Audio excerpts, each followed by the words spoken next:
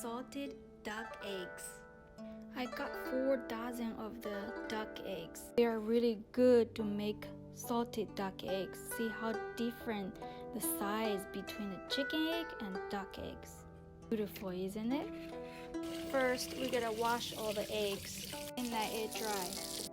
When the egg's ready, we need to have 2 clean bowls, 1 for salt, 1 for rice wine. It's over than 50% alcohol, and 1 sheet and a saran wrap.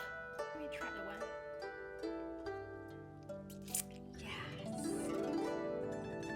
Put the eggs inside the rice wine.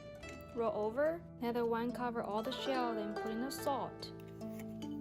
The salt all over the egg shell.